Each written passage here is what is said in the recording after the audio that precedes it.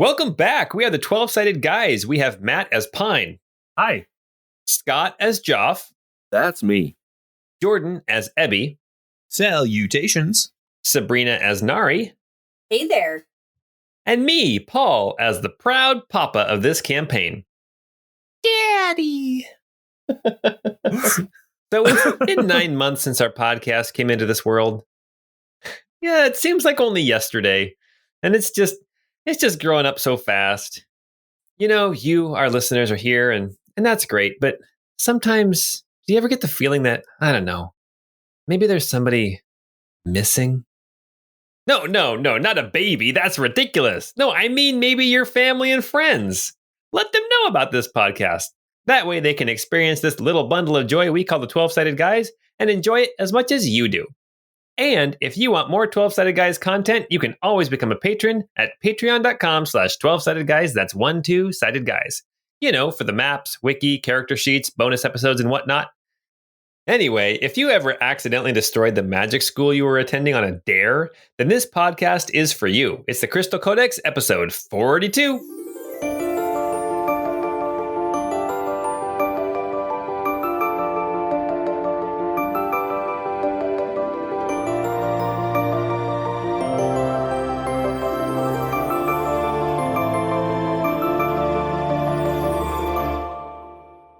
Does anybody know what game that is? No. No. Not a clue. Harry Potter, I'm assuming. It sounds a little familiar. It sounds familiar. Matt, you got this. You got this. Any other hints about it? We've talked about it once before. Come on, Schwartz. Come on, Schwartz. I spat out my drink when you said, Daddy. Me too. Just say a random game, Matt. You'll get it. Just say a random game. Just a random game we played back in the day. Geez. Dragon Warrior 4. No. Paladin's Quest. That's how the game started. You were at a magic school, and then you, on a dare, go up to the top of this tower, and you activate some machine, and it destroys your school. That's right. Actually, I did beat that game. There were bunny people, and there were other people who had like hang glider wings. Yep, it was a crazy game. It was a bizarre game. Sounds very I tried weird. to play it again a few years ago, and yeah. Unplayable. I don't have the patience anymore. Sometimes games don't age like wine. All right, well, welcome back to Summerhome, the summer home of the Stormfist clan, high up in the Glass Mountains at the end of this valley, surrounded by cliffs and mountains. There is a stone wall. You have recently come over the wall, met Nari's father, met the kind of the chief of the Stormfist clan, and even met shortly the kind of the diviner, the tattooist who kind of divines the future through her tattoos. And noticed some signs of celebration going on. And the last thing you guys found out was that apparently Nari, your younger brother, Tazar, is a prophesied hero because he, quote, broke a band. And Pine was wandering around looking for some whiskey and stumbled across a deacon. And that's where we left off. Here we are. What are you guys going to do? Where do you want to start, Paul? Who do you want to start with? We gotta start with Pine finding his whiskey, obviously. Yeah, Pine says, that's very interesting, and then puts the furs back on the deacon and then wanders off to find whiskey. No, that doesn't happen. As soon as he sees this Ormec, because it's probably, I mean, it said it looks really old. Yeah. So it's probably never been called a deacon before. He's going to look around. Is there anybody near there, or is it just kind of like a pile of like loot? As you were kind of looking there, it's like a pile of loot. You see that there is this this Ormec, this deacon. You see other scraps of metal that look like they might be like pieces of, you know, for lack of a better word, machinery, like plates or like hinges, but they're all kind of scraps and kind of clutter. Definitely this Ormec is the most intact thing here. Okay. So I'm going to look around. Is there anybody nearby? There are people sitting, relatively close by, but they're not paying attention to you. They're just drinking and eating. Okay, I'm going to go up and just tap the closest person to me on the shoulder. He turns around and he's got kind of a smile on his face. Looks like his cheeks are a little rosy. Maybe he's been in his drinks a little bit. And he says something in Australian you don't understand. Baharadababa to you too. How dare you talk about my mother that way? So I have never pretended to be the DM who can make up fake languages. That is not my strong suit. So I usually don't even try. And now you see why I don't even try. Baharadar. Baharadar. So Pine will say, Habla Almerian. Parlez-vous Menoré? Almerian? Yes. Thank you. That this pile of goods over here, is this yours? He looks over what you're talking about and he goes, No. Cave. And he kind of points north, roughly north. Is it okay if it's not yours, but is it okay if I look at this metal man? He looks over what you're talking about and he's kind of shrugs and then turns around and starts drinking again. I'm assuming it's very heavy because Ebby is very heavy. And it's not all the food that Ebby eats. Rude. So I'm going to go over and just start looking it over. I don't know if you want to do an investigation check or something, kind of see. That's exactly what I want to do. You say it's very intact, but I want to see are all of its parts there? Are there any loose plates? Does it look like if we could get it up and running that it would actually be able to stand or communicate, or does it look like it's junked? Why don't you make an investigation check? Okay, +0. That's a 6. It looks like it looks in rougher shape than Ebby. There is some rust. It looks like one arm is missing from the elbow down. Other than that, it looks pretty much intact. Okay. Well, then with that I'll rush back over to Ebby. Ebby, what are you doing right now? Because you don't understand what's going on in here any better than Pine does. No, everything just seems to be going really well. if Ebby could be smiling, that's what he'd be doing. He'd be sitting there and nodding at people and smiling, being like, hello.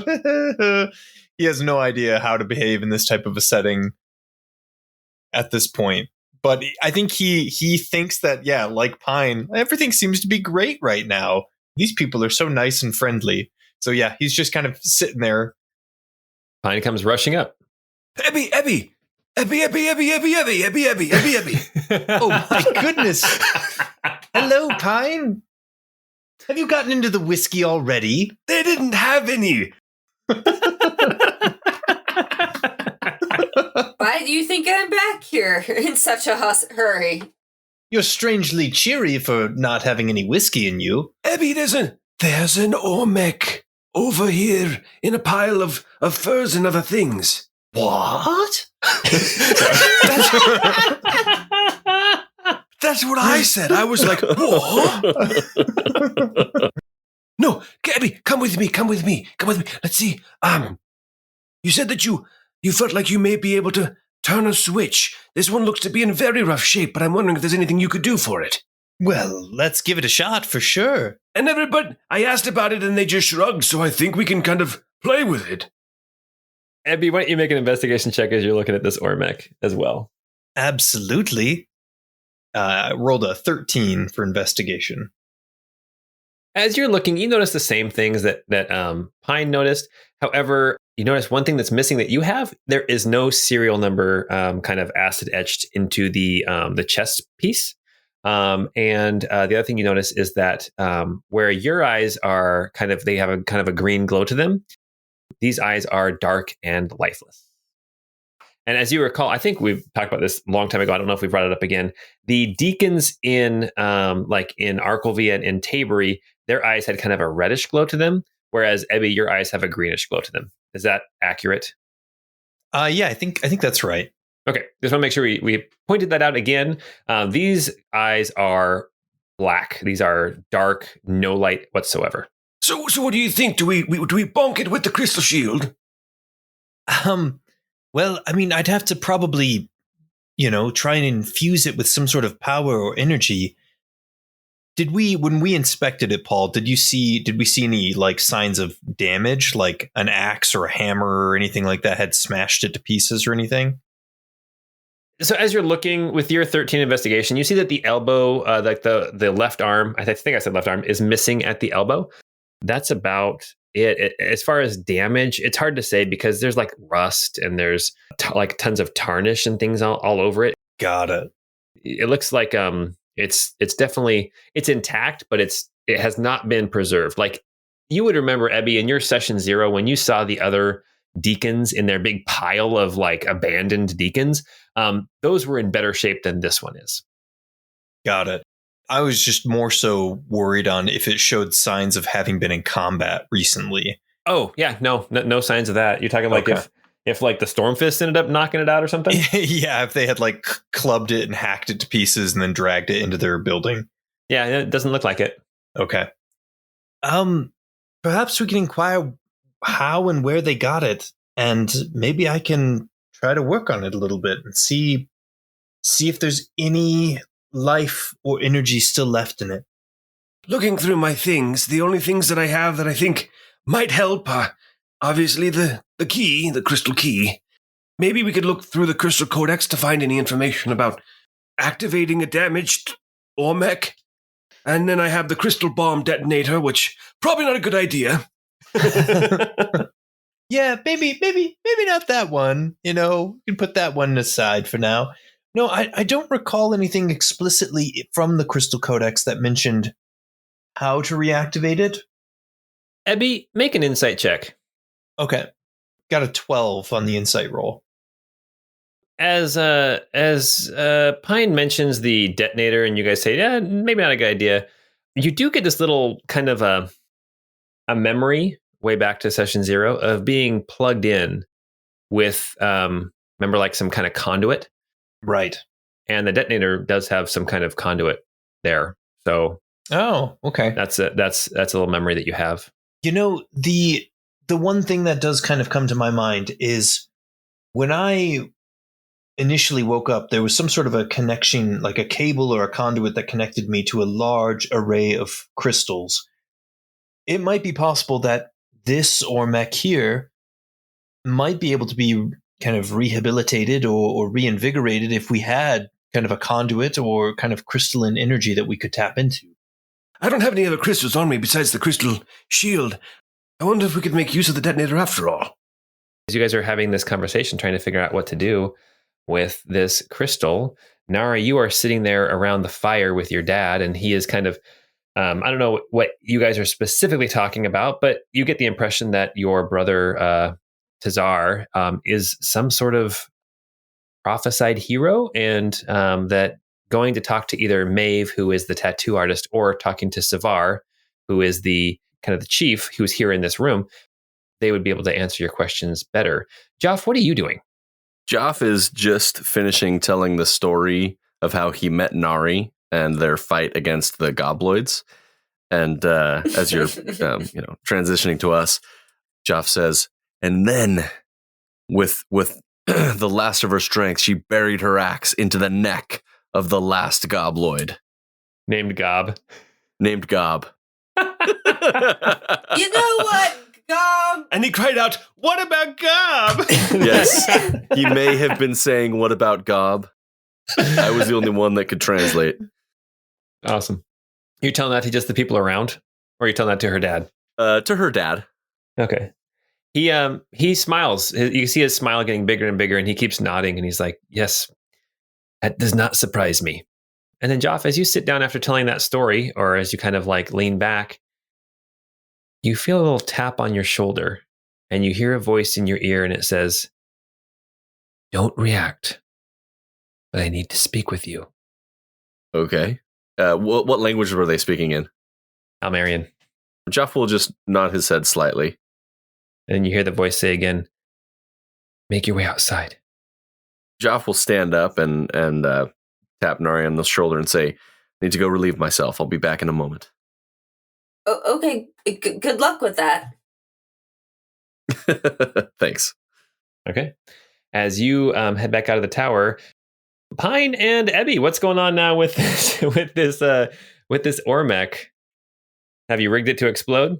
I feel like we're the two kids who like are trying to keep a dog hidden from the rest of the family.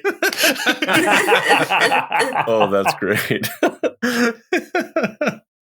Oh, that is perfect.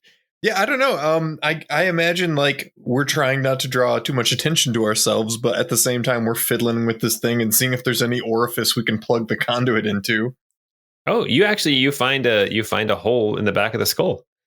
Same place where yours was plugged, where you were plugged into back in session 0. Oh, nice. You see this orifice here in the back of its head? Yes. I mean, there's a chance that if we plug it in, that it might invigorate or might, kind of bring to life this thing, and it would be glorious. I like to think of it as the glory hole.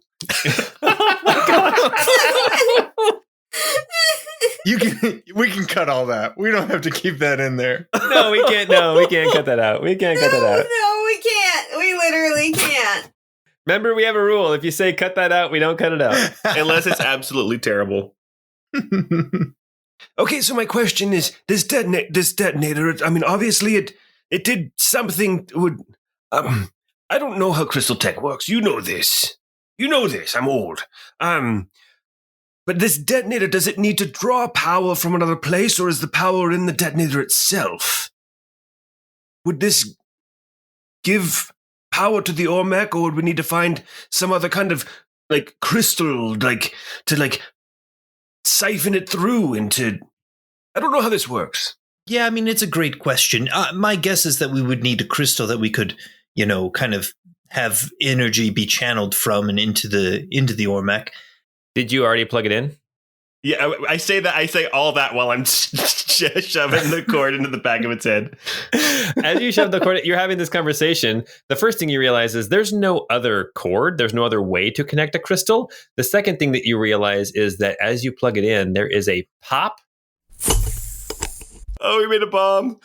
And a thrum of energy. Oh, no.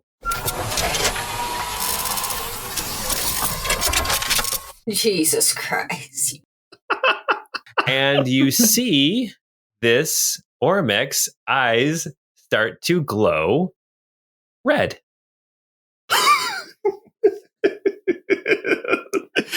Oh, man. And there is an Ormec that is laying there on the ground, and you see its facial expression doesn't really change, but you get the impression of it kind of looking around. Confused is the wrong word. Just kind of ignorant of everything. This is the part of the story where the kids have to come clean to the adults and ask for help, and then there's a teaching moment, and the music gets nice and soft and gentle. And knowing is half the battle. The Ormec actually puts its hands down. Yeah, exactly. Well, only one hand though, right? Because it's missing one hand. Right. It puts its hand down, and then it helps itself up, and it stands up in the corner. At this point, Joph, you have now walked outside. You can hear this voice in your ear saying, "Yes, this way. Just a little bit further. Yes, here, behind this house." My hand is on the hilt of my scimitar as I'm walking. Okay. You hear a voice say, "No need for that. Why don't you make an insight check?" I rolled an 11, but I'm gonna see if Squire can't help me out real quick. 13. Something about this voice is familiar, but you can't quite place it. Well, I'll follow it. I'll go around back behind the house. Oh, your passive perception is enough to notice that you can hear crunching of snow next to you as you're walking, and you can actually see footprints being left in the snow walking next to you. Okay.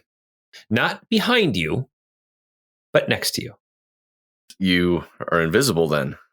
Yes, I'm invisible. Here, just a second.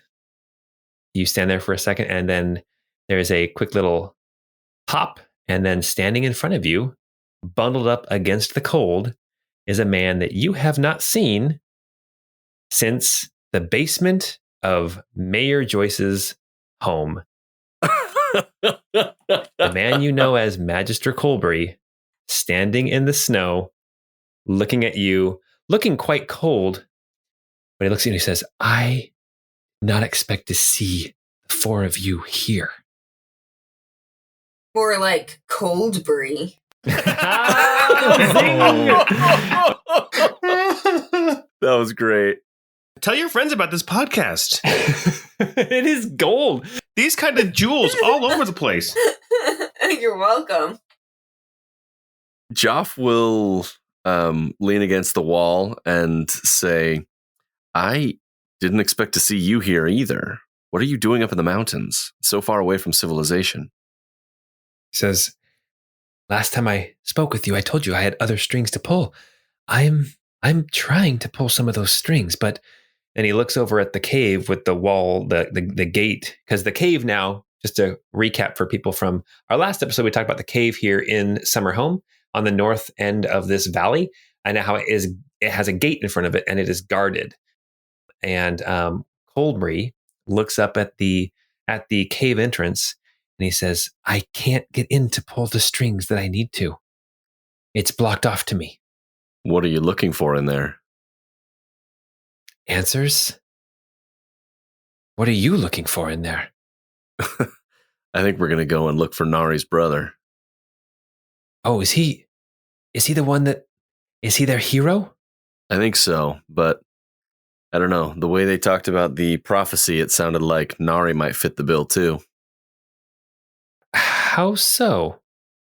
Because they had a whole competition for days of trying to break these leather straps around their arms. They all the warriors put these straps around their arms, and they'd walk around all day flexing their arms until finally one of them broke, and no one expected it to be Tazar.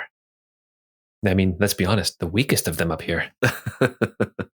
Well, I mean, I don't know the gentleman myself, but perhaps I was mistaken when I heard them talking about the prophecy.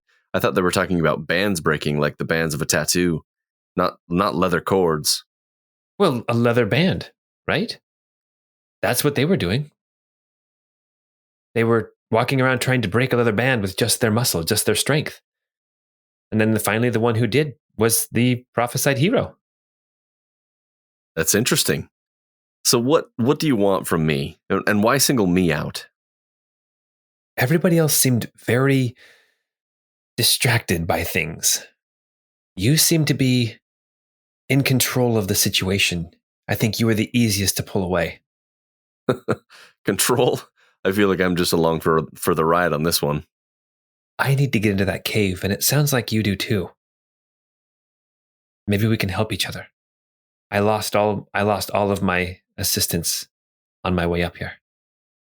In fact, as I saw you guys enter, I'm pretty sure I saw one of my hired hands strapped across the back of one of your mounts.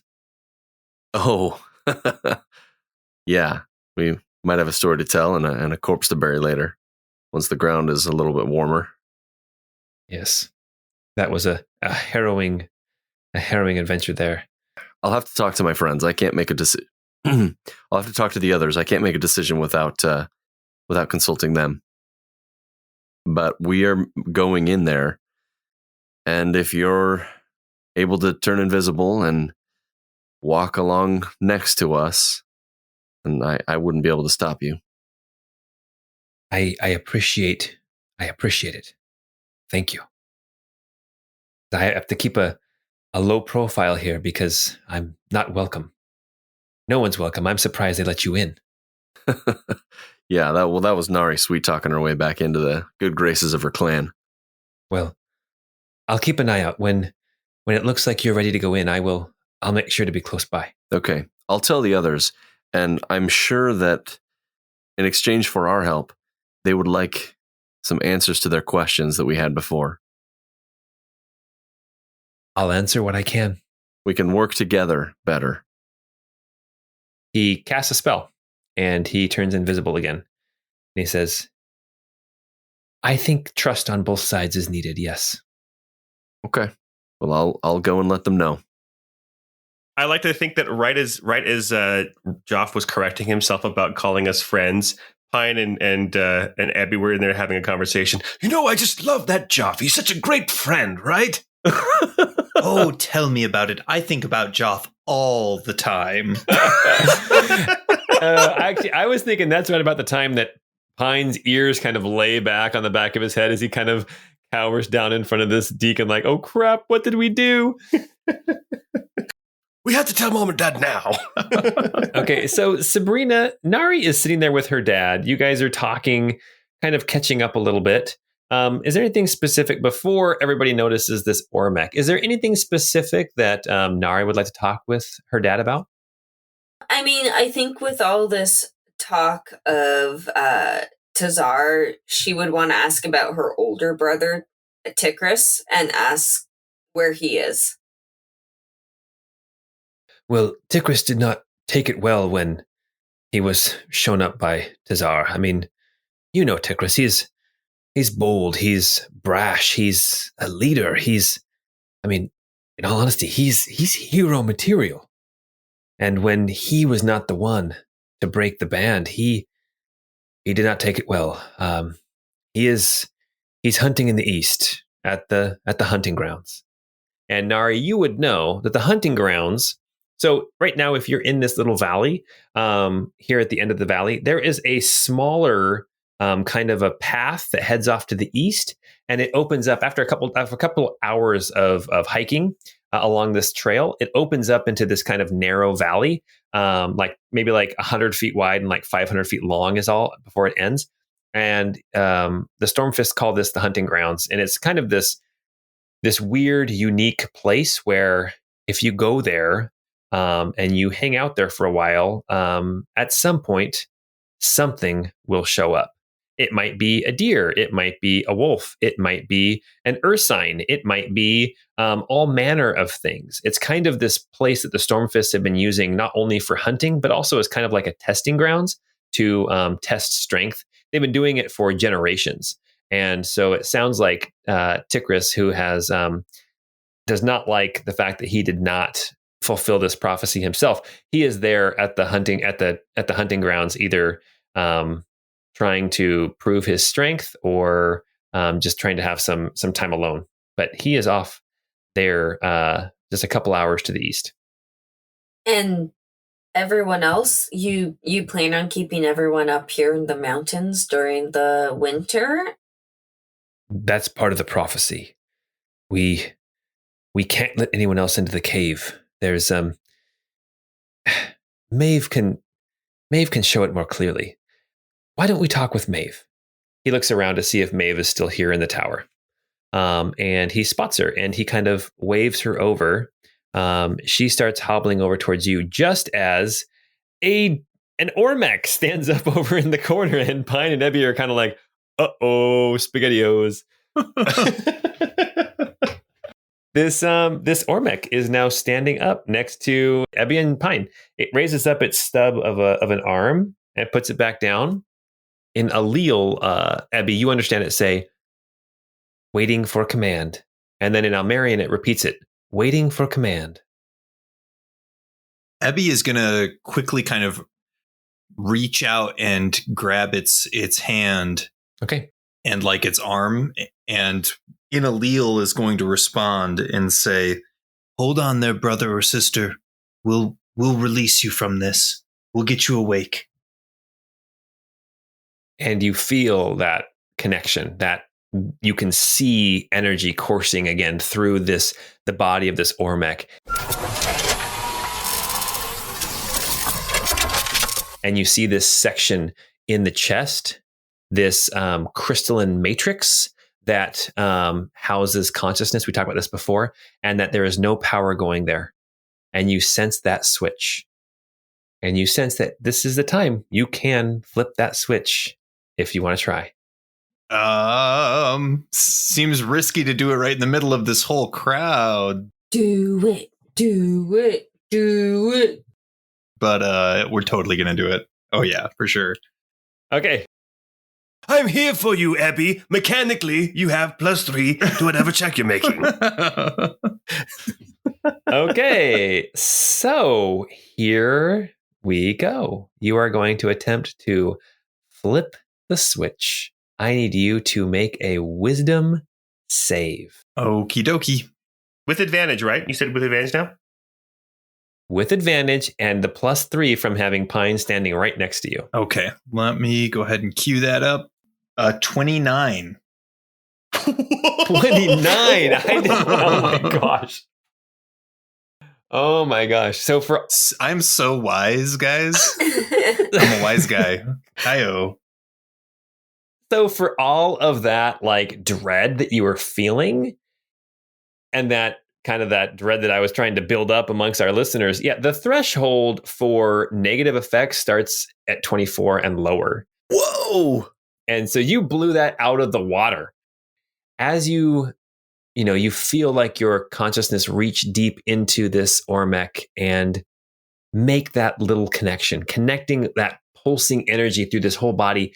Just connect that one little wire, flip that little switch, whatever it is, to get power coursing into the crystalline matrix.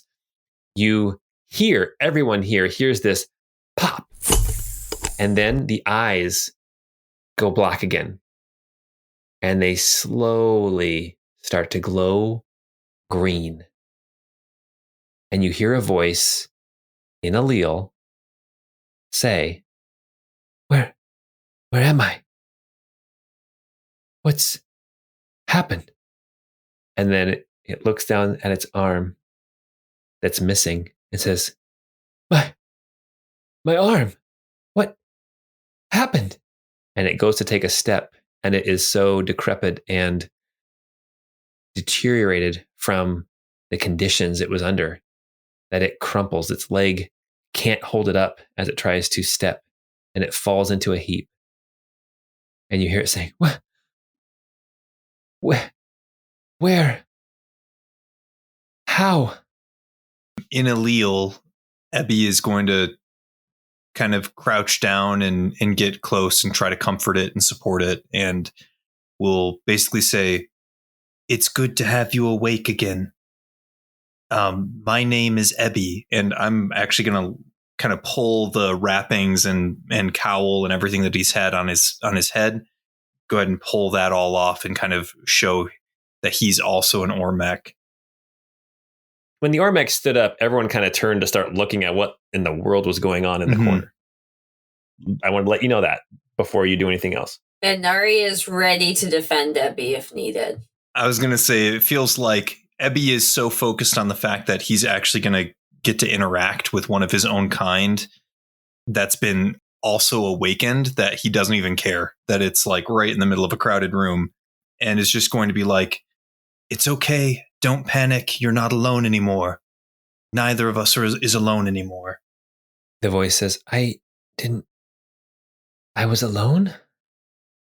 Kind of shakes its head. I was asleep. You were asleep, and for a very, very long time. This Ormec looks around the room and is like, Where am I? What?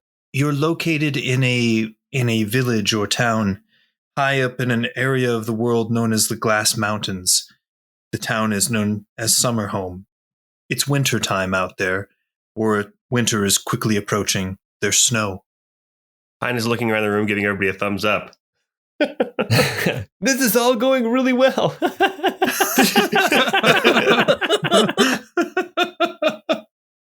Sorry, I didn't mean to take that from you. That's exactly what he was going to say. I'm just picturing it. 2 thumbs up, big cheesy grin, looking around like, hey, it's okay, man. Yeah. There are so many conversations going on that Pine just cannot understand.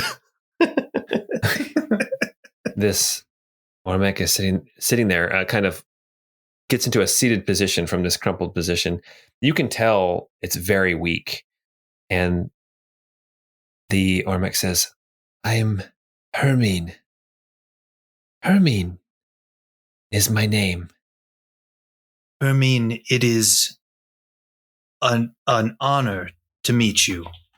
And as you are speaking, you get the impression that this is a female. And she says, everything is so foggy. And she looks at her arm. She goes, and and pain. I hurt. I hurt all over. Well, perhaps I can help you with that. And Ebby's going to try and just use it, just a level 1 Erdas's word. Okay. To try to heal her, if it's even possible. So, as you cast Erdas's word on Hermine, you guys don't breathe, but you have this natural movement as you're talking and as you're performing tasks. If you want to sit still, you can sit very, very still. But you sense the movements become a little bit more, her movements ease a bit. She doesn't seem to be as racked with torment and pain. And as you're watching, you actually see some of the rust and some of the grit and stuff that's been caked on her body actually just kind of flake away. And underneath it, you see clean, clear copper and brass casings and metal. And you get the impression that she will heal just like Ebby heals and just like any living creature heals. Her body just happens to be metal instead of organic. Yes, after sleeping for 12 hours, like every person's body heals, right? Completely and fully. Exactly. Not a scratch. I got stabbed in the back with this sword. We'll pull it out and go get a good night's sleep. You'll be fine in the morning. Yes. At this point, Joph comes walking back into the tower and sees apparently some shenanigans were going on while you were away. Oh, man. What's Nari doing before Joph decides what to do? I mean, I think Nari was still left at the table with her dad, right? Yeah, I think everyone was pretty much watching this robot get up and move around. So are you watching? Are you trying to talk to anybody? Or? Well, I think at that point I was, like I said, prepared to defend Ebby and Pine if they needed it. So I think that's kind of where my focus was. It seems like everybody is just kind of watching in awe is the wrong word. I think in extreme interest is the correct word. Everyone's very interested in what's going on, but no one's going, oh my goodness, can you believe it? Well, actually, make an insight check, Joph and Nari, as you guys are kind of watching other people react to this situation. Joph got a 25. Oh my gosh. Nari got a 14. Nari, they're not reacting the way you expected them to. Joph, they are reacting as if this is not necessarily a surprise. Maybe that's the wrong word. They're not terribly surprised at this turn of events, though. Joph is going to walk past Nari and say, we need to chat when we get a sec, and he'll head over towards Mr. Pine and Ebby. Yeah, Nari will get up and follow. Like, absolutely. As I see all the people looking at me, and to Ebby, Pine will say, Moshe's ore, a breath does take. Ebby's going to kind of look at Pine and then turn back to Hermine and kind of talk to her a little bit and just, try to reassure her. But then over his shoulder, Ebby's going to kind of yell to Nari and say, can you find out where they found her? Were there any others? Was she alone? Nari will look to see if she can find either Maeve or the clan leader and see if she can kind of ask questions. Yeah, as you look around, you see Maeve is kind of sitting in a corner with her living canvas, and his name again was... It's another Angus. That was a callback. No, it starts with a G, I think. His name is Garim, Garim. They are sitting kind of off in the corner watching this this event unfold. And you see Savar is sitting on her chair across the fire from you. And she is actually, there's another, a warrior standing there next to her. And Savar is talking to this female warrior who has her axe in her hands, saying something to her in her ear. Yes, I would go up to Savar, just sort of ask, that metal man over there, where did you find him? She looks at you, Nari, and she says, the one that we found was in the cave. Where did you find yours? I found mine in Arclavy. Did you know that they turn on and move and walk?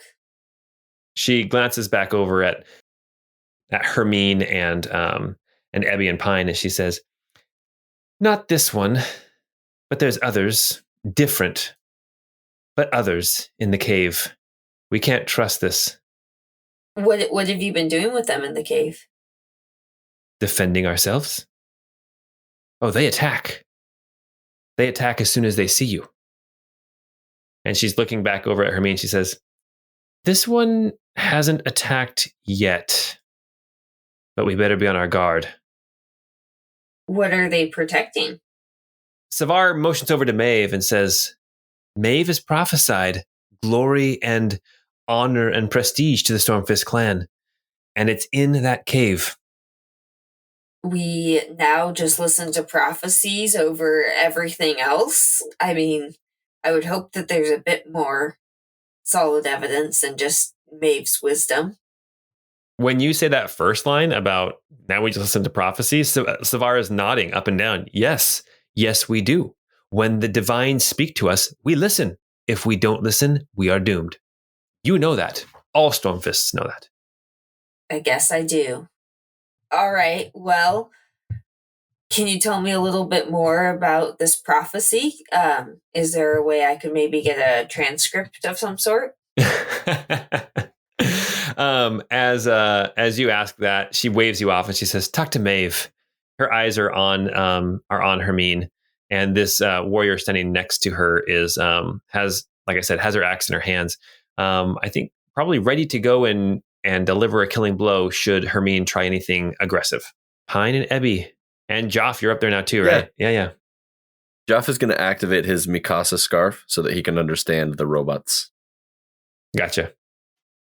Pine is going to say, I heard you speak Almerian earlier. Do you know the language? Yes, I do. Huh. And she's like, "I do." If she had a tongue, you would almost feel like she's like has a weird taste in her mouth. She kind of like clacks her mouth open a little bit, like kind of like a type of a thing. But it doesn't sound the same because she has no tongue and her mouth is metal. But that's the impression that you get. Like the language Almerian feels odd in her mouth. There will be a lot of knowledge which may come rushing back to you. Tell me, Hermine, and this I'm speaking this in Almerian so that way the others can understand me too. Okay. Hermine, do you remember much from the past? You recalled your name, but do you recall who you are before and kind of what your purpose was? She looks at her hand, and then her other arm kind of comes up, and if she had the rest of her arm, she'd be looking at both hands. But she's kind of looking down at her hands, and she says, "I remember." And then she kind of holds her right hand like she's holding like almost like a pen or something. She says, "I remember a sharp blade. Yes, a sharp blade." And she kind of looks down in front of her and she says, "I remember crystals. And I remember blood. I remember blood." Do you know, were there others there? Do you remember an Arnium Celadar? When you say Arnium Celadar, she kind of like shakes her head a little bit. She's like, Yes, I remember the name Arnium Celadar. Yes, that name. An important name." Did you have any interactions with him? I'm sorry.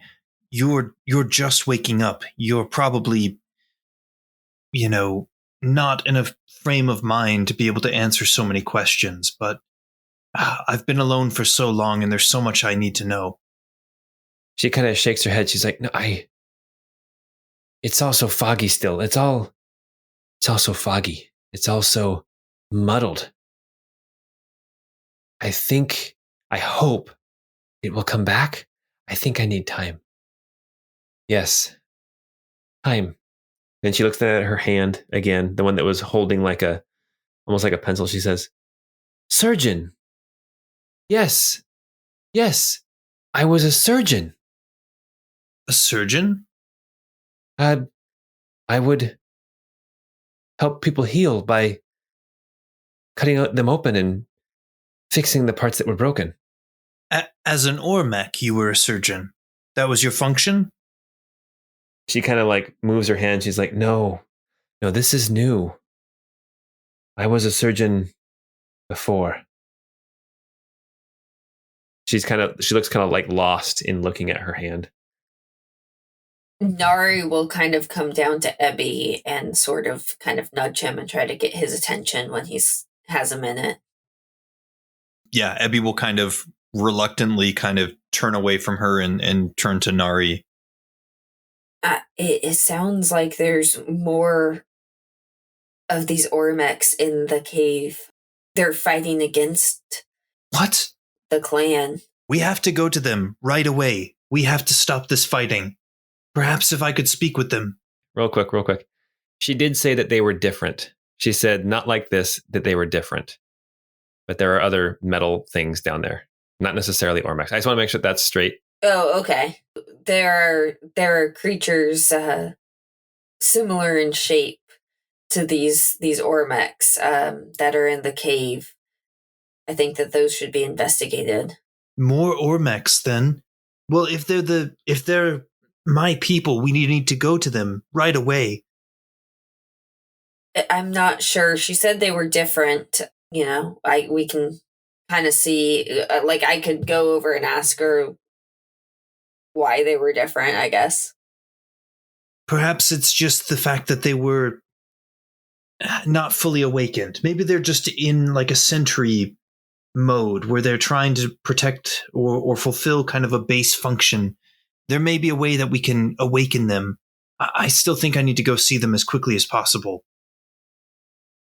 For sure, but we should definitely proceed with caution. They might not recognize you as a friend. Caution be damned. We should go now. As soon as Ebby stood up to have that conversation with Nari, Pine would have kind of stepped in and said, "Hermine, was it? It is a genuine pleasure to meet you. My name is Pine. I'm one of Ebby's oldest friends."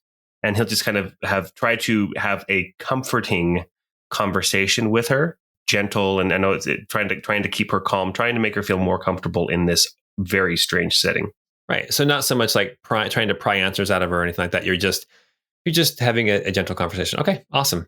As you're having that conversation, Joph, you notice as you're looking around the room at people kind of watching, some people are losing interest, believe it or not. I mean, here this ancient being from a long lost civilization has just woken up and people are going back to their drinks and their food. You see that Savar, the village chief, is still eyeing you guys.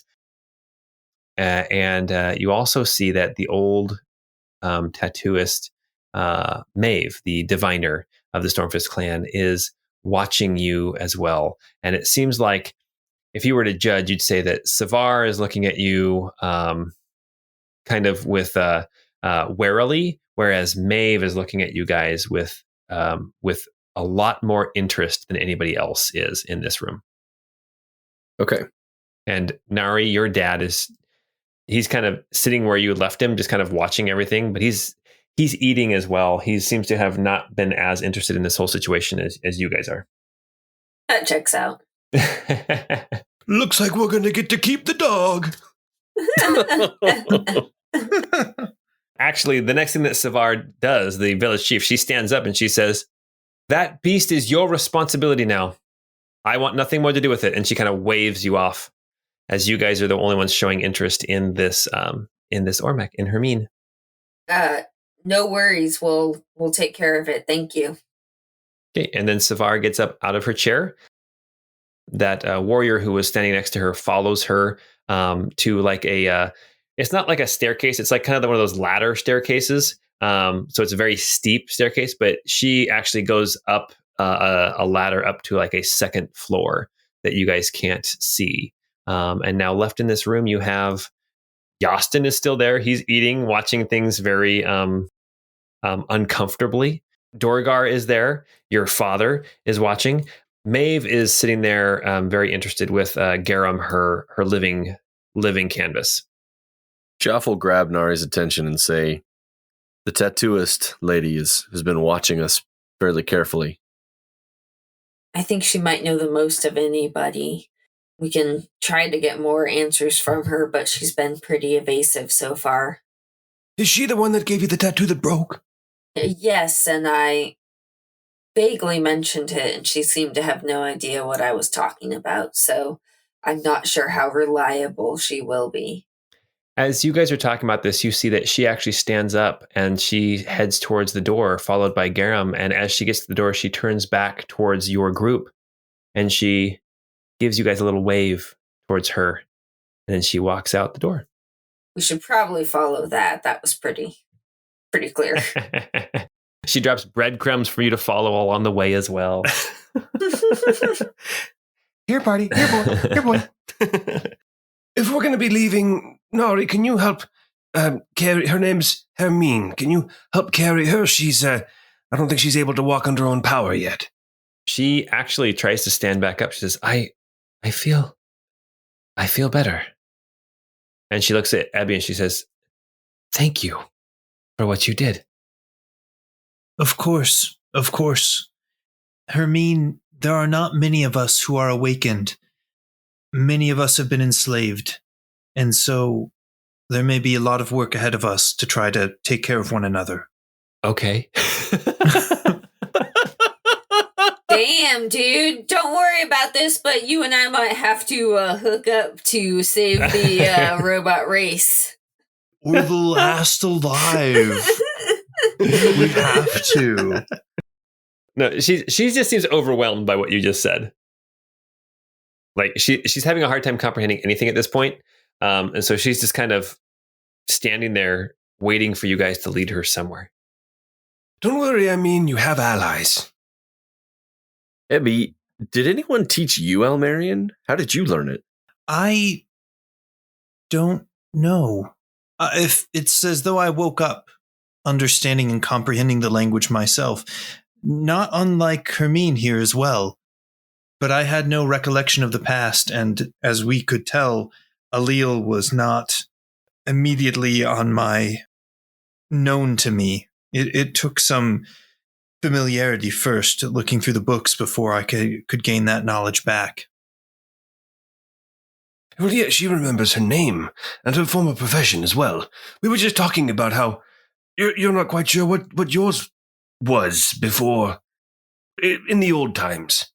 Yes, exactly. I don't recall very well. I'm hopeful that if she knows Arnium Celadar, perhaps she'll know the names of some of the individuals that assisted him, and maybe one of those names will be mine. Well, let's not keep this Maeve lady waiting. Find out that your name used to be Darth Revan. do you guys remember? Do you guys get that joke? Oh yeah! Fantastic game. They just re-released it on the Switch. I'm thinking of picking it up and playing through it again. Sorry, Paul. You may need to erase some of those notes. That used the basically D&D 3.5 rules for the game engine. Yeah. Actually. Oh yeah. All right, awesome. So you guys start to leave the tower. Dorgar stands up, and as you're leaving to you, Nari, he says, I'll speak with your mother. There will be a place for you tonight. Just give me some time to talk to her. Don't worry about it. We've been staying in the tents for a minute. We can definitely stay in them for one more night. You work it out with her, and we'll talk tomorrow. He leans forward and gives you a kiss on your forehead. Pam will call out and say, come on, Yasten, let's blow this popsicle stand. Oh my god. As soon as you guys walk out of the tower, Yasten was like, that is the most uncomfortable I have ever been in my entire life. Really? I thought everything was going so well. You can see he's like visibly sweating. Really? Okay. I should probably learn Australian.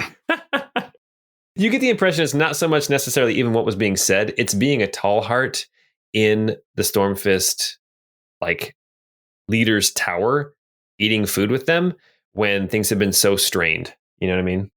Mm-hmm. All right.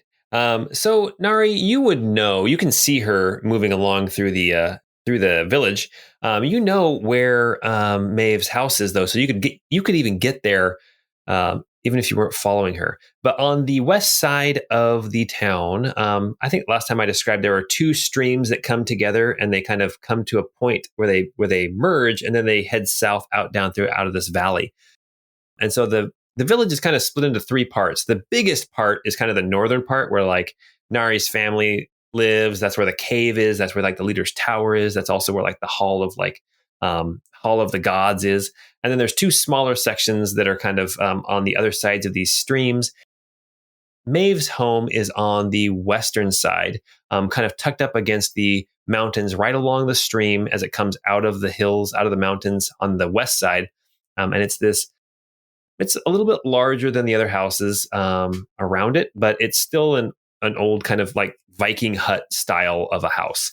And you see her and Garum are going over towards this house. Oh, by the way, in case I didn't mention it, all of these people are very tall, much taller than everybody except for Nari. As we're walking over, I'll say to the group, Magister Colbury's here. He pulled me aside a minute ago, and he wants to get in the cave. What?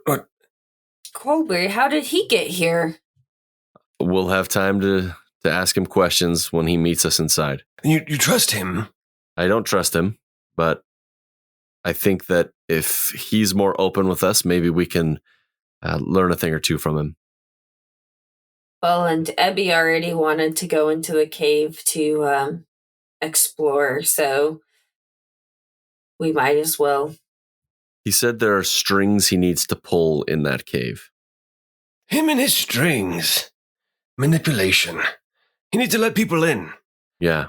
I may have a mind to trust him if he'd actually be open with us. I agree, but we'll see what happens. I told him to follow us through while he's able to turn himself invisible. So follow us through into the cave and meet with us inside.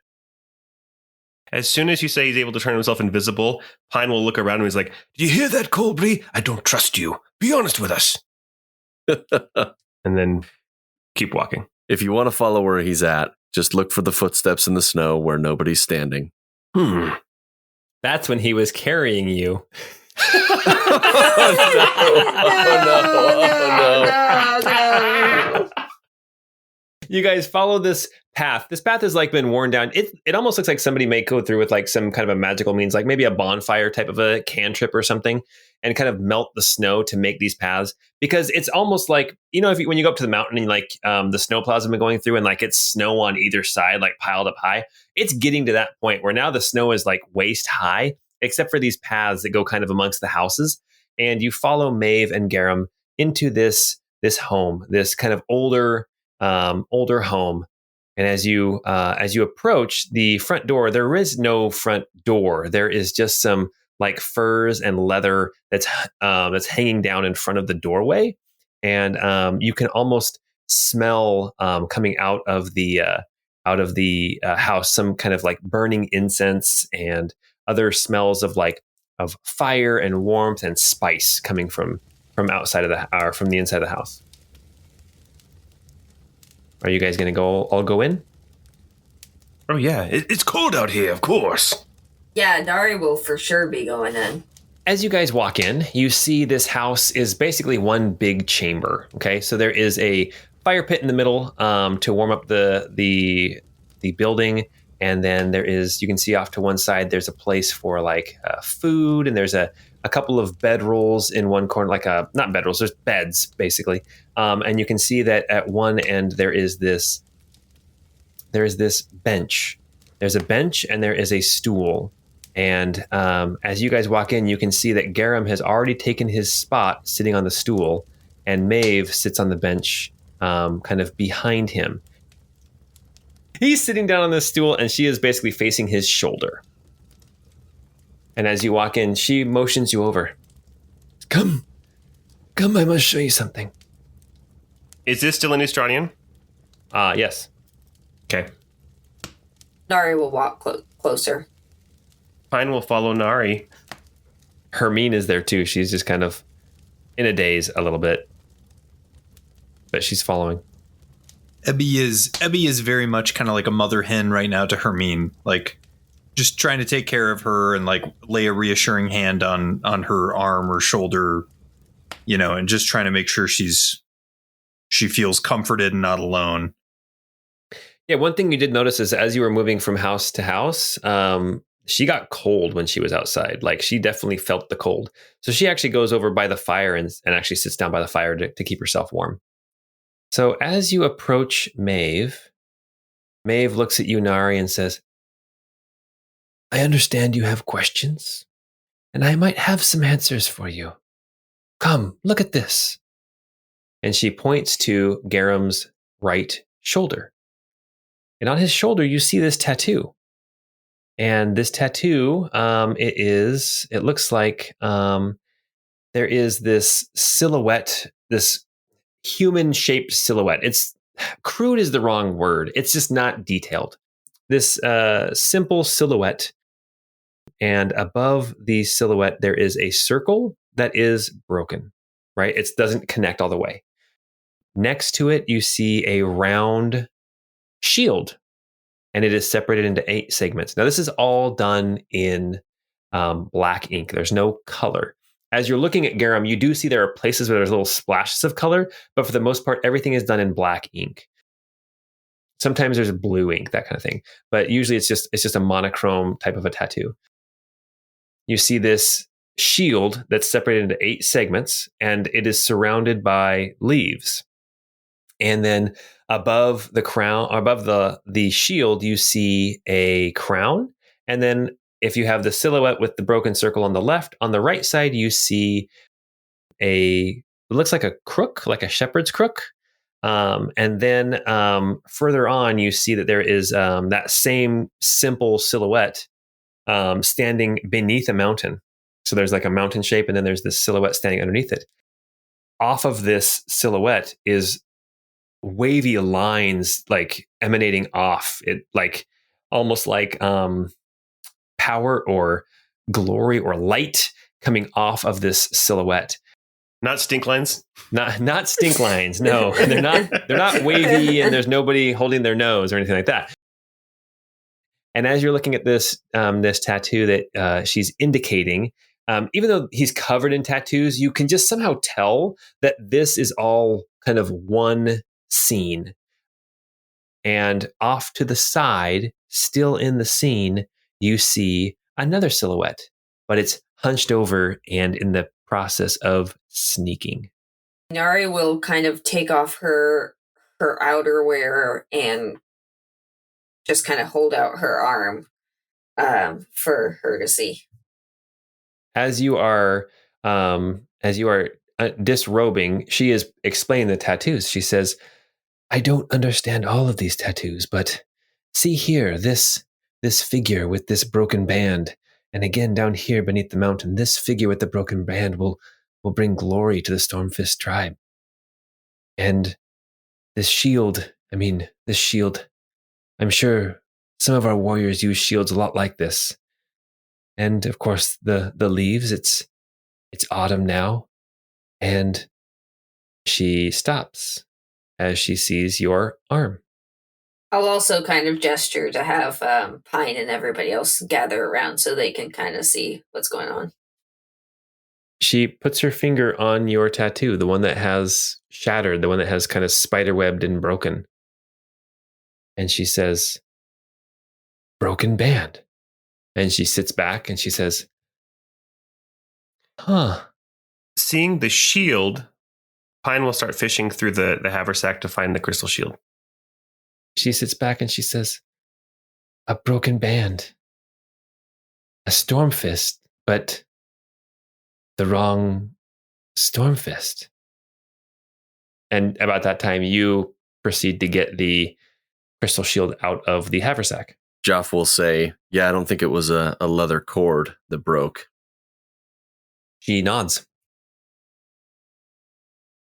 Pine will hold the crystal shield in one hand and tap it with his cane, the crook part of his cane, like, and like a little, like, That's me. With his cane, and then also gesturing at the little shepherd's crook that's on the, yeah. And then he'll do a little tap dance with his cane. No. Yeah.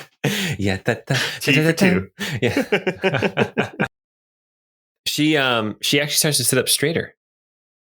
And she doesn't have like cataracts, but she kind of has a little bit of a cloudy look to her face. Like to her eyes. They seem to get clearer. And she says, I was wrong.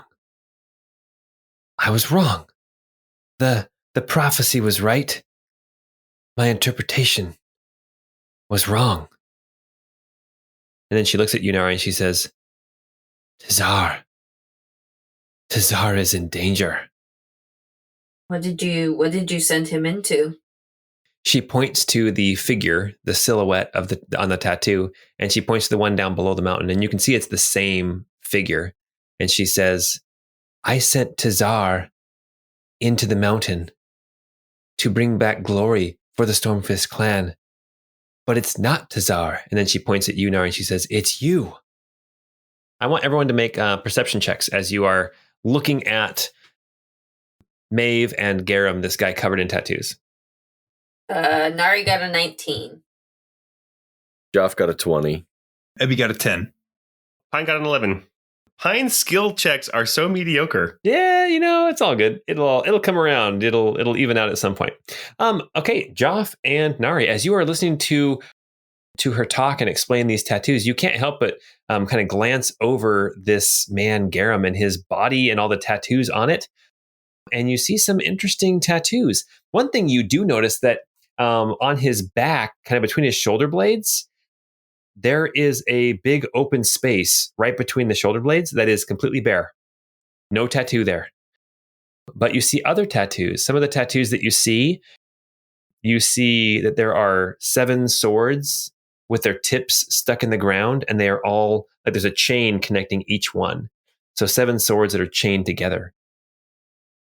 You see, remember how I told you there's not very much color, but every once in a while there is some color? You see a green eye that's broken into pieces, and there's one piece of the eye that's slightly dislodged, and like it's broken, but it's all still kind of together, except there's one piece that's kind of off to the side further away. You see that there are 5 spirals that surround a 6-pointed star. You see that there is a bird's claw that is clutching a crown. You see a fox that has it's kind of laying down and its body is making a circle. And inside of that circle, there is a bird. You see 2 cats. One of them has wings and is hissing and swatting at the other cat, which is cowering. You see a wolf that is howling while it stands over the dead body of another wolf. And then you see a series of tattoos. You see a sword of flame. You see an open book with a sword-shaped bookmark. You see an axe that has 2 horns behind it. You see a red orb, and you see a dagger on a pillow. And you can tell these are all together because it kind of makes this semicircle arch in one place. Why don't we have, since the 2 of you saw all those tattoos, Joph and Nari make perception checks. Let's do difficulty 15. I'm really interested in what tattoos he's got on his buttocks. Same, though. Nari got a 27. Oh, fantastic. Joph got an 8 and then tried to have Squire help out and only added 1. That's like the lowest you can roll, Yeah, right? I rolled 2 1s. Oh, brutal. All right. So, Joph, you're just kind of fascinated with all these different tattoos, kind of wondering what in the world could they all mean? That last tattoo that I described with all those symbols, Nari, as you're looking at it, you recognize the axe with the 2 horns behind it. You literally are holding that axe. Well, it's on your back right now. The axe on the tattoo is the same shape as the adjudicator's axe that you got in Arkelvy. And as you look at the other tattoos, you see a flame, a sword that is a flame as well, which with your 27 perception looks surprisingly like Adjudicator Rolf's sword when you fought him way back in Tabery. I'll kind of point that out to everybody too, so they all kind of are aware of that similarity. Are these the symbols of the adjudicators? That's what it appears to be. Looks like we've crossed 2 off the list. Nice. Oh, you and your confidence. Yeah, maybe you and your work colleagues can take care of the rest of them. Wait, Acquaintances. have you been reading my journal? Dear diary, I'm no longer friends with them. Apparently, Mr. Pine is reading you.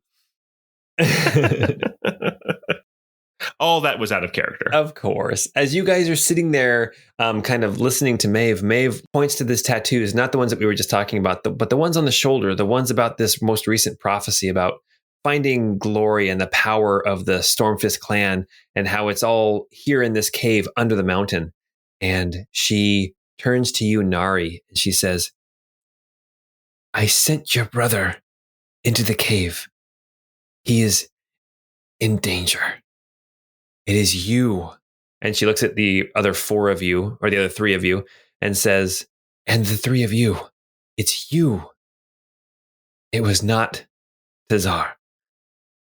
And then she looks you in the square in the eye, Nari, and says, you have to go save your brother. And that's where we're going to end for tonight. Nice. Whoa!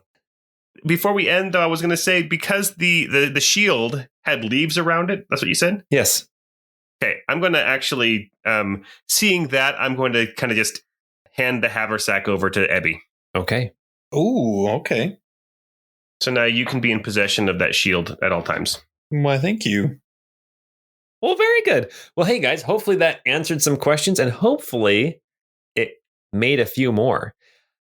I want to make sure that this podcast does not turn out like Lost, where we keep asking lots of questions and never answer any of them. I feel like things are going pretty well. You guys are figuring some stuff out. We know why the polar bears were on the island. That's about the only thing they ever answered. Anyway, all right, guys. Well, hey, thanks for playing.